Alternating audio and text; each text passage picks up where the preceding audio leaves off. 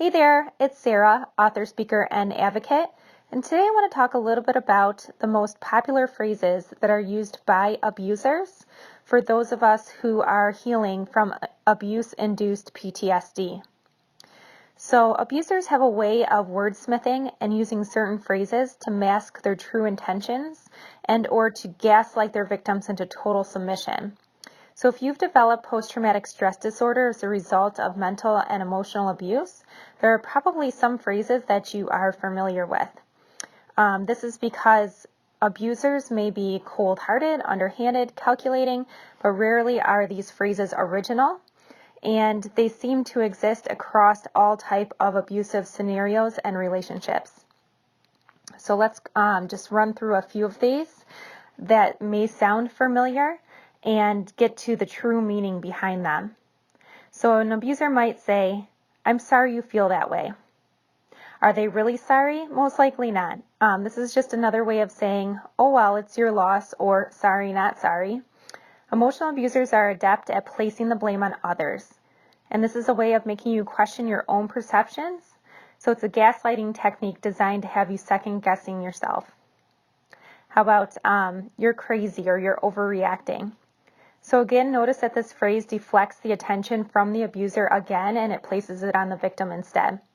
You've likely heard this so many times in the course of your relationship that you actually begin to question what's wrong with you. And if something feels off, you have to know that you are not crazy. It just means you are intuitive and you need to trust your gut. An abuser often says, "You have trust issues." And this typically comes after calling them out on something that they should be ashamed of, and they don't want to feel this shame. So maybe you called them out on having a secret relationship on the side, or hiding finances from you, or doing other underhanded things that hurt you. So the reality of the situation is that you should have trust issues with someone who is untrustworthy. This is a natural reaction, and the abuser has been caught, so they don't have any other way of distracting you from the core problem, which is what they did to cause this to begin with. And then the infamous, "No one will ever believe you." So this is often coupled with, "You're so crazy," or "You have issues," when you're calling them out on their behavior. They may even bring in past wounds if you've confided in them and something that happened in your past as a way to make you believe that you are crazy and to help them prove their point. They may keep you from seeing loved ones, your family, your friends, and isolate you to make you feel completely alone and have you second guessing constantly in your head, what's wrong with you, why are you so crazy, and to further separate your support system from you so that no one will believe you, okay, so that you are completely and totally dependent on the abuser. So the chances are some of these phrases are all too familiar. Abusers tend to borrow language from other abusers, okay? It's rarely original.